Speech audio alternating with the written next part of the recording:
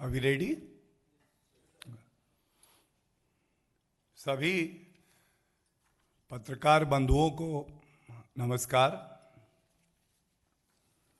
जैसा कि मीडिया के माध्यम से समाचार आ रहा है कि CWC की एक बैठक चल रही है और किन परिस्थितियों में ये बैठक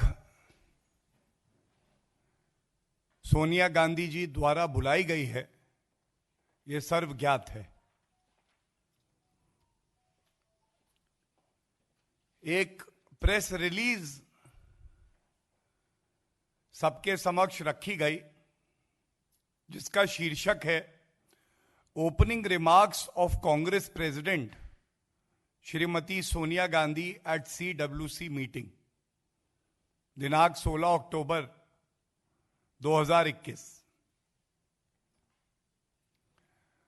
बड़ी विचित्र बात है, अंदरूनी कलह के बाद G23 नेताओं का जो समूह है, उनकी बार बार मांग के बाद ये बैठक तो बुलाई गई, लेकिन जो ओपनिंग रिमार्क्स हैं अध्यक्षा जी के, उसका जो निचोड़ सामने आया तो ये बिल्कुल स्पष्ट हो गया कि इस बैठक का मकसद जो कांग्रेस पार्टी में आंतरिक कलह है, कांग्रेस के नेतृत्व की जो विफलताएं रही हैं आम जनता से जुड़े मुद्दे उठाने में, और जो मुश्किल प्रश्न हैं जो भारत की जनता और खासकर कांग्रेस शासित राज्यों में जो नागरिक हैं वो कांग्रेस की सरकारों से पूछ रहे हैं, उसका कोई उत्तर यहां दिखाई नहीं दिया। और दुख की बात तो यह है कि ये जो वक्तव्य है, ये ऐसा लगता है कि सारे झूठ मिलाकर जिस तरह की भ्रम फैलाने वाली राजनीति कांग्रेस पार्टी करती आई है, उसको आगे बढ़ाने का कार्य आज चल रहा है। और यह भी कहना गलत नहीं होगा कि यह CWC कांग्रेस वर्किंग कमेटी कम है और PBWC परिवार बचाओ वर्किंग कमेटी की बैठक ज्यादा लगती है। यहां पे म्यूजिकल चेयर भी होता है और बड़ी जिम्मेदारी से मैं कहता हूं, यहां पे सेल्फ सर्टिफिकेशन भी होता है। अपनी विफलताओं को छुपाने के लिए कुछ भी कहा जा सकता है। कांग्रेस का अंदरूनी मामला यह तो हो सकता है कि कांग्रेस में कौन किस पद पे बैठेगा, लेकिन लोकतंत्र में विपक्ष की क्या भूमिका रहेगी? वो नकारात्मक राजनीति कर सकता है या नहीं कर सकता? जो आम आदमी से जुड़े मुद्दे हैं उनमें प्रतिक्रिया देंगे या नहीं देंगे, यह कांग्रेस पार्टी का अंदरूनी मामला नहीं हो सकता। और ये सारे बिंदु आज मैं इस प्रेस वार्ता में उठाऊंगा। Let me start by coming to the second but last paragraph of this letter, and I am quoting from this statement and press release, which says, I am, if you will allow me to say so, a full-time and hands-on Congress president. मतलब सोनिया गांधी जी अभी तक तो यह ज्ञात था कि working president हैं, और G23, ये बात हम नहीं कहते, जो बड़े ही वरिष्ठ नेता हैं कांग्रेस पार्टी के, वो लोग कह रहे थे कि कांग्रेस पार्टी आज उस जहाज की तरह है जिसको यह नहीं पता कि उसका कैप्टन कौन है, उसकी दिशा क्या है। और उन्होंने ही मांग करी कि कांग्रेस पार्टी को एक full time hands on president की आवश्यकता है। अगर यह बात कांग्रेस पार्टी के वरिष्ठ नेता, जिसमें गुलाम नबी आजाद साहब, जिसमें आनंद शर्मा जी, जिसमें कपिल सिब्बल जी, सब लोग सम्मिलित हैं, और आज इस वक्तव्य के द्वारा कह दिया गया है कि ऐसा कुछ नहीं है। If I am allowed to say so, I am a full time and hands on. दो शब्द बड़े महत्वपूर्ण है, full time and hands on. अगर फुल टाइम है तो यह बात तो उन्हें, जो कांग्रेस के और वरिष्ठ नेता हैं, उनको बतानी चाहिए कि मैं फुल टाइम हूं। जब यह कहा जाता है कि आदेश कौन दे रहा है, यह हम जानते हैं लेकिन नहीं जानते, तो फिर ऐसा क्यों हो रहा है? और लोकतंत्र खतरे में है, यह बात बार बार राहुल गांधी जी उठाते हैं, लेकिन ऐसा प्रतीत होता है कि कांग्रेस पार्टी में तो आंतरिक लोकतंत्र भी अब नहीं बचा है।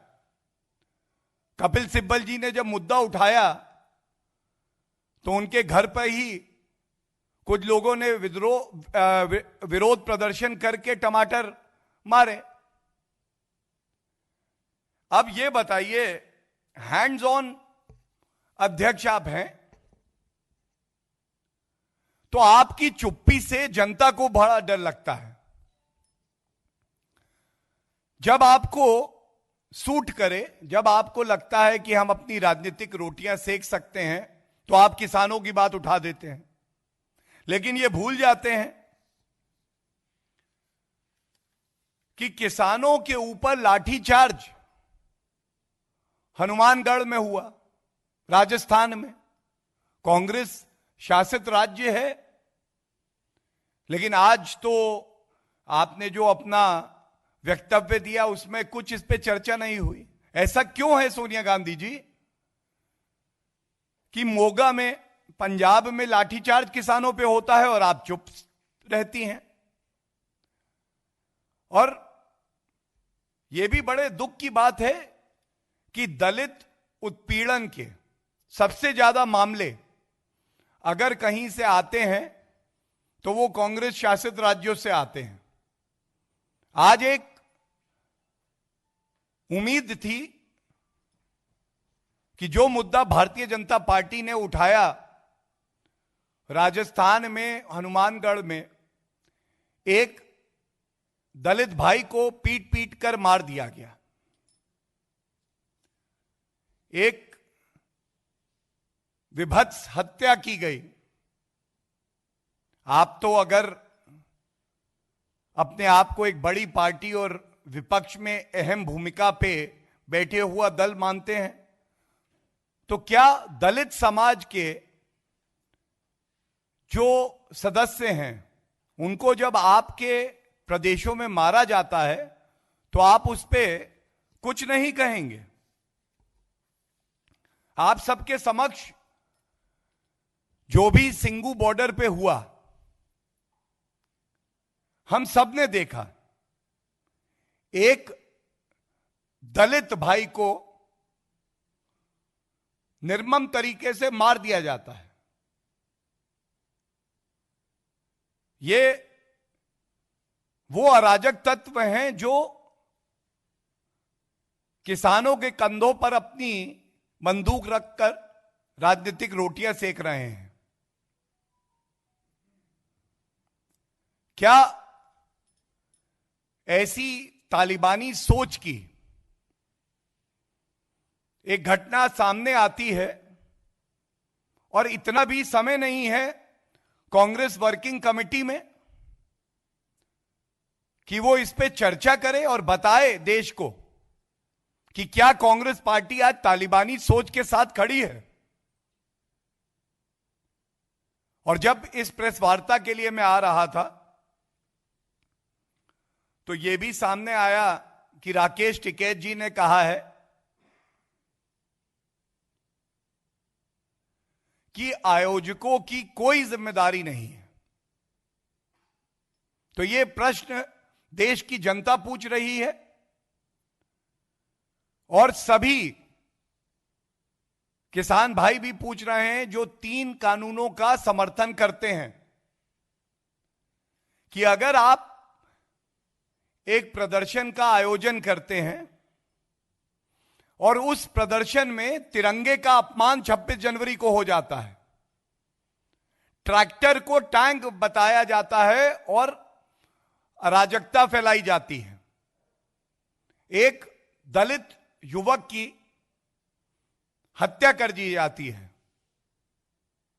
तो क्या जो प्रदर्शन का आयोजन करते हैं, the professional protesters have no responsibility towards the other citizens of the country who may agree or disagree with you, but their life is equally important. Their rights under the Constitution of India are equally important. And it pains to see, for the sake of petty, cheap politics, for the sake of vote bank politics, the opposition parties and especially the Congress party will maintain a deafening silence on this key issue. They will not even have the courage to call a spade because it does not suit their political narrative. And through this platform, the Bharatiya Janata Party wishes to make it very clear the traces of the Talibani ideology that we find in the opposition parties' maneuvers will not be tolerated. This is a country governed by rule of law. One can dissent, one can criticize, but no one will ever have the right to break law, to take away a human life.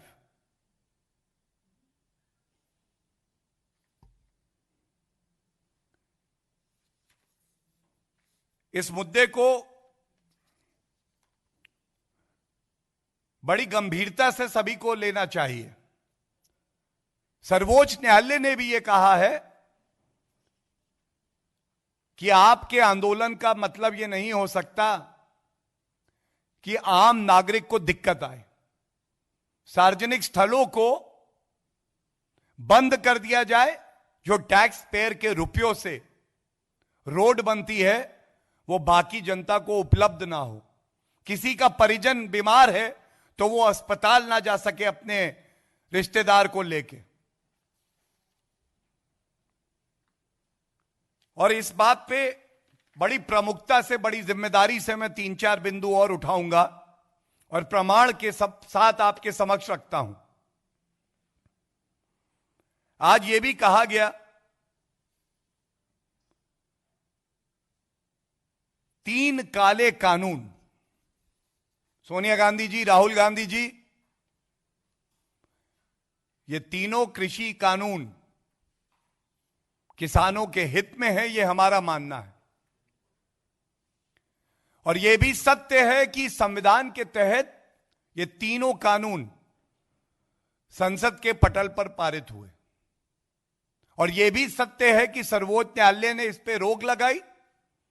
और यह भी सत्य है कि केंद्र सरकार ने अपनी जिम्मेदारी का निर्वहन करते हुए 11 दौर बातचीत करी, जो संगठन प्रदर्शन कर रहे थे, जिनकी मांगे थी।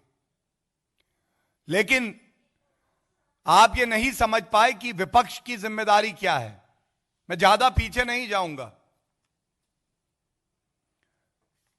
मैं प्रमाण पेश करके आपसे कुछ प्रश्न पूछूंगा। ठोस तरीके से किसानों के मुद्दे पे आपसे पूछूंगा। यह कांग्रेस का मैनिफेस्टो में लाया हूं। इसका चैप्टर 7 है, उसका बिंदु 11 है। आप तो कहते थे कि मैं मंडी खत्म कर दूंगा, हमारी सरकार आई तो मंडियां जो है बंद हो जाएंगी। हमने तो एक विकल्प दिया। तो आप बताइए सोनिया गांधी जी, आपका मैनिफेस्टो, आप मंडियां बंद करने की बात कर रही थी, अब आप विरोध कर रही हैं 3 कानूनों का, जिसमें मंडियों की तो यथास्थिति है, लेकिन उसके अलावा एक और बाजार किसानों को दिया है जिससे कि फसल का सही मूल्य उनको मिल सके। दूसरी बात, ये क्यों भूल जाएं कि जब इन 3 किसानों के जो कानून है इस पे चर्चा हो रही थी तो राहुल गांधी जी विदेश में थे। क्या किसानों की आपके जीवन में और कार्यशैली में कोई अहमियत नहीं है कि आप संसद में रह के सांसद होने की जिम्मेदारी बखूबी निभाते, आप कमियां बताते? और यह भी चिंताजनक है कि देखिए, ये पंजाब में मोगा में किसानों पे लाठीचार्ज हुआ, 50 हमारे किसान भाई बहन, उनके सर खोल दिए गए, खून बहा। ये किस तरह की पंजाब में सरकार है? राजस्थान हनुमानगढ़, मैंने आपसे अभी बताया, किसानों पे लाठीचार्ज हुआ, उनका दोष, उनकी गलती कि जो एमएसपी घोषित की गई है केंद्र सरकार द्वारा, उसका नोटिफिकेशन नहीं किया गया, उसको लागू नहीं किया गया। और जब हमारे किसान भाई बहन एमएसपी की मांग करते हैं तो उन पे लाठीचार्ज होता है राजस्थान में। ये देखिए, ये क्या हो रहा है? राजस्थान में कुड़की के नोटिस दिए जा रहे हैं किसानों को, कुड़की के नोटिस। किस मुंह से आप सीडब्ल्यूसी या पीबीडब्ल्यूसी, माफ करिएगा, परिवार बचाओ वर्किंग कमेटी में किसानों की बात तो करते हैं, लेकिन इन तथ्यों पे जहां आपकी सरकारें हैं, जहां का किसान आपसे यह सवाल पूछ रहा है, आप एक शब्द नहीं लिखते हैं। और एक और मुद्दा मैं उठाता हूं, जो 3 कानून आए उसमें किसानों की जमीन सुरक्षित है, कोई भी करार हो, किसानों को दंडित नहीं किया जा सकता, यह बात बिल्कुल स्पष्ट लिखी है। लेकिन पंजाब का कॉन्ट्रैक्ट फार्मिंग एक्ट है मेरे हाथ में, इसका सेक्शन 25 कहता है कि अगर पंजाब में किसान ने कोई करार तोड़ा तो वो जेल की सलाखों के पीछे होगा। इसको काला कानून कहते हैं। जैसे आपकी नियत काली है ना सोनिया गांधी जी, वैसे ही ये कानून काला है। अगर किसान भाइयों की जरा सी भी चिंता आपको है तो ये उम्मीद जरूर हम करते हैं कि इसको तुरंत वहां की विधायिका वापस लेगी और उसके बाद कम से कम जो आपकी काली नियत है उसमें एक बात ऐसी होगी कि आपसे बातचीत भी किसानों के मुद्दे पे करी जाए। इसी पत्र में एक मुद्दा जम्मू और कश्मीर का भी उठाया गया, लेकिन विचित्र बात है, पूर्णकालिक अध्यक्ष सोनिया गांधी जी जब कश्मीर में अल्पसंख्यकों पर, जब एक महिला पर आतंकवादी गोली बरसाते हैं तो हमारी वीर सेना उनको ढेर करेगी। हमारी पुलिस के जाबाज अपनी जान पे खेल के नागरिकों को सुरक्षित कर रहे हैं। अनुच्छेद 370 हटने के बाद कश्मीर में तिरंगे का सम्मान हो रहा है, विकास की धारा पहुंच रही है कश्मीर के नागरिकों तक। लेकिन जो राजनीतिक गिद्ध दौड़ दौड़ कर, भाग भाग कर लखीमपुर पहुंचते हैं, वो लोग जरूरी नहीं समझते हैं कि एक बार कश्मीर जाएं सोनिया गांधी जी, राहुल गांधी जी, प्रियंका वाड्रा जी। और जिस तरह से भारतीय जनता पार्टी शोकलिप्त परिवारों के साथ खड़ी रही है, विपक्ष की भी यह जिम्मेदारी है कि आप दिखाएं कि जहां राष्ट्र सुरक्षा की बात आएगी वहां पर सभी दल, सत्ता पक्ष और विपक्ष, दोनों एक साथ खड़े होंगे। लेकिन ऐसा हुआ नहीं। और क्यों नहीं हुआ? क्योंकि डर है कि अगर हमने कश्मीर में अल्पसंख्यकों के आंसू पोंछे तो जो वहां पे एक धर्म विशेष के बहुसंख्यक हैं, कांग्रेस पार्टी जिसको अपना वोट बैंक मानती है, वो खिसक ना जाए। तो लाशों पे राजनीति करना अगर किसी ने सही रूप में परिभाषित करके अपने चरित्र में उतार लिया है तो वो कांग्रेस पार्टी है। और आप देखिए किस तरह से झूठ बोला जाता है। ये कांग्रेस का झूठ उजागर करने का भी समय है।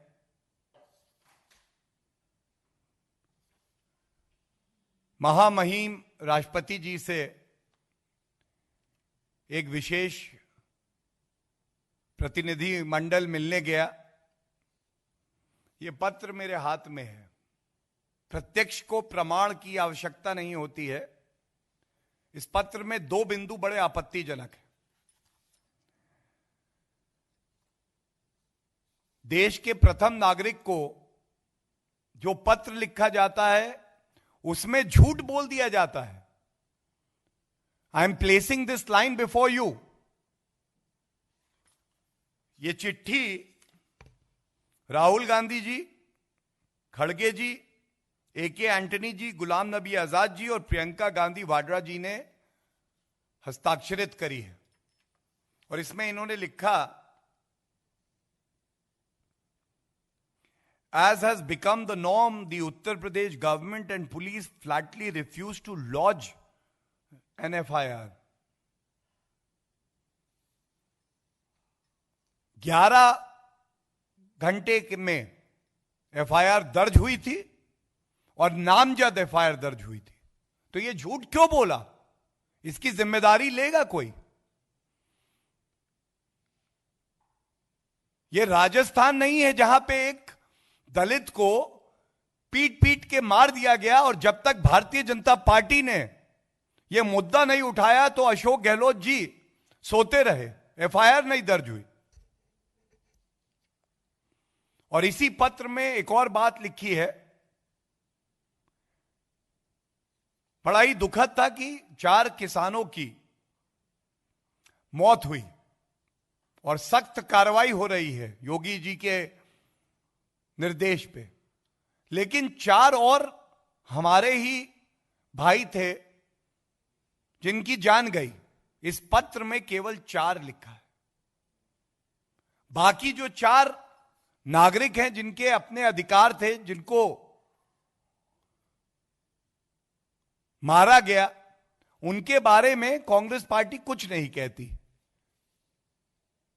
क्योंकि उनके सेलेक्टिव पॉलिटिकल नैरेटिव को यह सूट नहीं करता है। तो यह सुविधा की जो राजनीति कांग्रेस पार्टी कर रही है, यह कितना उचित है? एक मुद्दा विदेश नीति का भी उठाया गया।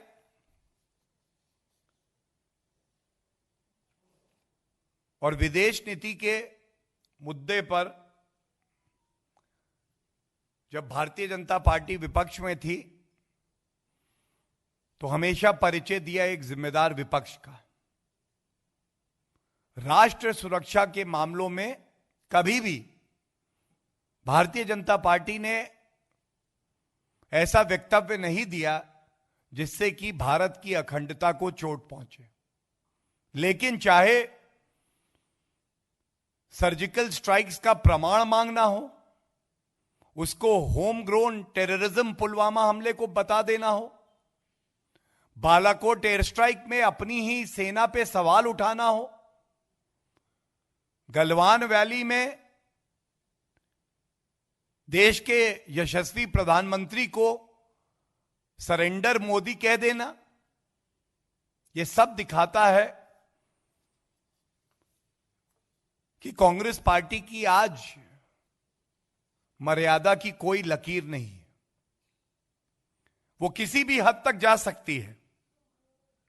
और यह तब है जब अभी कुछ सप्ताह पहले ही क्वाड समिट हुई, अमेरिका के राष्ट्रपति के साथ आमने सामने श्री नरेंद्र मोदी जी की बातचीत हुई। यूनाइटेड नेशन जनरल असेंबली में अगर किसी ने मजबूती से पूरे विश्व को दिशा दी और कहा कि आतंकवाद को समाप्त करना हमारा उद्देश्य होना चाहिए, तो वो श्री नरेंद्र मोदी जी। और यह भी बात कोई नहीं नकार सकता कि जिस तरह से यूपीए और कांग्रेस की सरकार में भारत के जो बॉर्डर्स थे वहां पे इंफ्रास्ट्रक्चर का डेवलपमेंट नहीं होता था। 6 सितंबर 2013 को रक्षा मंत्री ए.के. एंटनी जी से जब पूछा गया कि भारत चीन सीमा पर ऐसा क्यों है कि भारत सीमाओं को सुरक्षित नहीं कर पा रहा, तो उन्होंने कहा था, I have no hesitation, and I am quoting the former defence minister A K. Antony ji, I have no hesitation in admitting the reality. China is much advanced in the area of building infrastructure in comparison to India. And after that he says, the independent India had a policy for many years, please note this, that the best defense is not to develop the border. Undeveloped borders are safer than developed borders. और ये कैसे बदला? आज जो सीमाओं पर infrastructure का निर्माण हो रहा है, चाहे डीएसडीबीओ की रोड हो, चाहे वहां पे सेना के लिए जो सुविधा होनी चाहिए उसको सुनिश्चित करना हो, चाहे गलवान वैली में अपने शहीदों का बलिदान याद करते हुए चीन की सेना को पीछे कर देना हो, यह सुनिश्चित हुआ तो मोदी जी के नेतृत्व में जो सरकार है उसकी दृढ़ इच्छा शक्ति की वजह से, क्योंकि हमारी वीर सेना को खुला हाथ दिया गया। और जब खुली छूट दी जाती है तो पूरे विश्व में सबसे ज्यादा वीर सेना अगर कोई है तो वो भारतीय सेना है।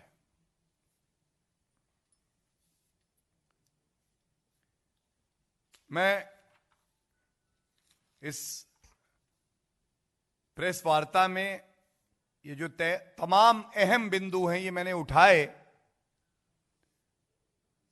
इसके साथ बस एक बात और कहूंगा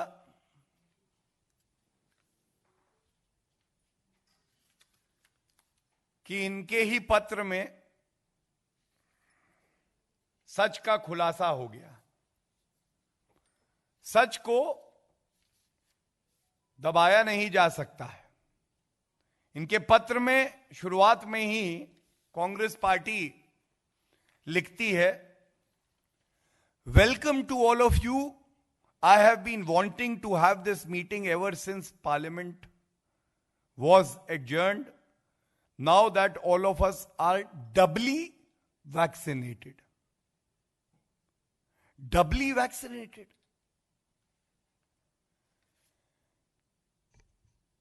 भारत की सरकार कुछ करती नहीं है. कांग्रेस शासित राज्यों को वैक्सीन मिलता नहीं है. कोवैक्सीन भारत की जनता के लिए खतरनाक है. लेकिन बहुत कम समय अवधि में कांग्रेस वर्किंग कमेटी के सभी सदस्य डबली वैक्सीनेटेड हैं. आज देश गौरवान्वित है कि देश में ऐसे माननीय प्रधानमंत्री जी हैं जिन्होंने कम अवधि में 98 करोड़ सुरक्षा कवच देश की जनता को दिए. कोई वीवीआईपी कल्चर नहीं, कोई भेदभाव नहीं. और कांग्रेस में जो भ्रष्टाचार उनका पर्याय बना हुआ था, कोई भ्रष्टाचार नहीं. जन सेवा के लिए समर्पित श्री नरेंद्र मोदी जी और एनडीए की सरकार, और ये आज आपने खुद मान लिया है. और ये उम्मीद और ये सुझाव आपसे जरूर मैं कहना चाहूंगा और रखना चाहूंगा. हो सकता है आज जल्दबाजी में अपने पुत्र को गद्दी तक पहुंचाने की जल्दबाजी और चिंता में आप भूल गई हो, लेकिन एक स्वर्णिम पल भारत के इतिहास में आएगा जब 100 करोड़ भारतीयों को वैक्सीन की डोज लगेगी. ये बहुत जल्द होगा. उस दिन कृपया करके एक अपील अगर हो सके, बड़े भारी मन से ही सही, लेकिन सभी नागरिकों को करिएगा कि वैक्सीन लगवाना चाहिए. कि भारत के साइंटिस्ट डॉक्टरों ने जो कार्य कर दिखाया है उसके लिए देश गौरवान्वित है, जिसमें कांग्रेस भी सम्मिलित है. एक छोटा सा धन्यवाद तमाम साइंटिस्ट, लाखों लाखों डॉक्टर जिन्होंने पिछले 1.5 साल से ज्यादा के समय में अपने देश के नागरिकों को अपना परिवार समझा है और दिन रात मेहनत करी. उन लाखों लाखों हेल्थ केयर वर्कर्स के लिए जिन्होंने अपने परिवार के सदस्यों को कई महीनों नहीं देखा, लेकिन वो समर्पित रहे कि हमारे देश के नागरिक सुरक्षित रहें. एक छोटा सा धन्यवाद कांग्रेस पार्टी की अध्यक्षा के नाते आप जरूर करिएगा. यह उम्मीद देश की जनता आपसे करती है. और एक बात और है कि आज देश की जनता यह जानती है कि केंद्र की सरकार तब तक रुकेगी नहीं, तब तक थमेगी नहीं, तब तक आराम से बैठेगी नहीं जब तक कि डबल डोज वैक्सीन की सभी नागरिकों को ना मिल जाए. और ये हमने चाहे उत्तर प्रदेश, गुजरात, असम या महाराष्ट्र, छत्तीसगढ़, राजस्थान, सभी प्रदेशों में देखा है. लेकिन 2.25 साल हो गए एक स्वघोषित पूर्णकालिक अध्यक्षा सोनिया गांधी जी को अपनी कॉन्स्टिट्युएंसी में जाने का समय नहीं मिला है. कोविड का ये जो संकट आया था, इससे भारत में ये आंतरिक शक्ति थी कि भारत उभर पाया और पूरे विश्व को दिशा दी. लेकिन एक सांसद की जो जिम्मेदारी होती है उसको निभाने में सोनिया गांधी जी पूरी तरह से विफल रही हैं.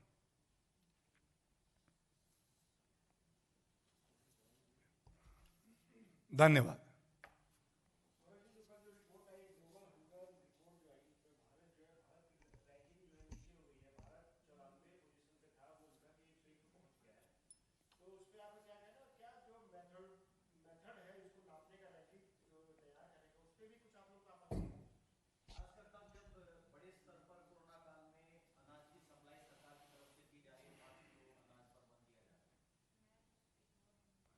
देखिए, उस पूरी रिपोर्ट का अध्ययन करके किस तरह से ये रैंकिंग करी गई है, क्या तथ्य हैं, वो तथ्य सही हैं या नहीं, इस पे एक विस्तृत टिप्पणी की जा सकती है। लेकिन दो बातें मैं जरूर कहूंगा कि जब से 7 साल से श्री नरेंद्र मोदी जी ने कार्यभार संभाला है, देश में ऐसा समय देखा है जब अनाज सड़ता था, सर्वोच्च न्यायालय फटकार लगाता था। और इसी साल की अगर बात कर लें तो किसानों ने अति परिश्रम करके रिकॉर्ड उपज करी है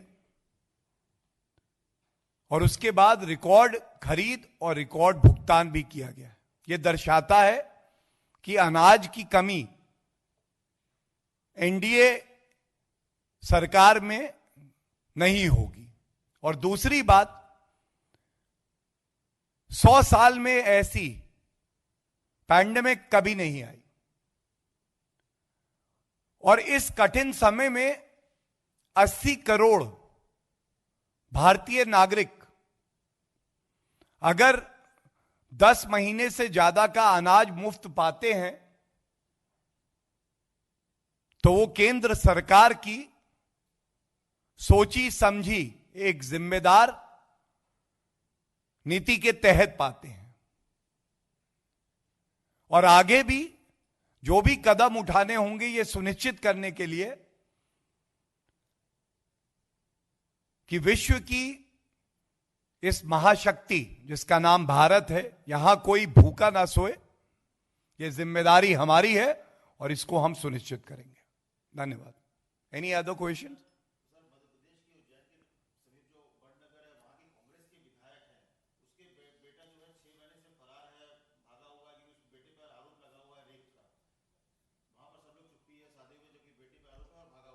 कहां आपने फिर?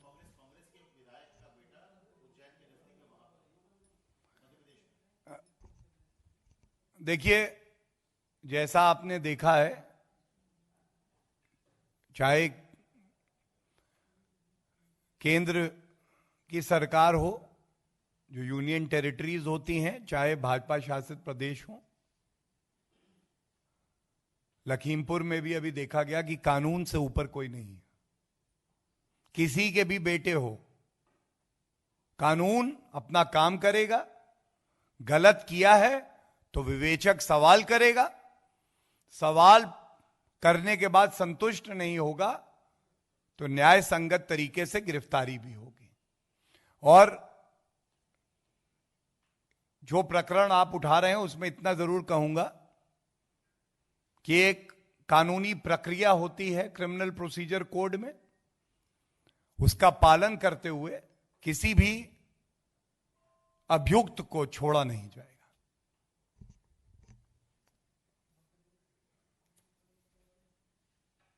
Thank you.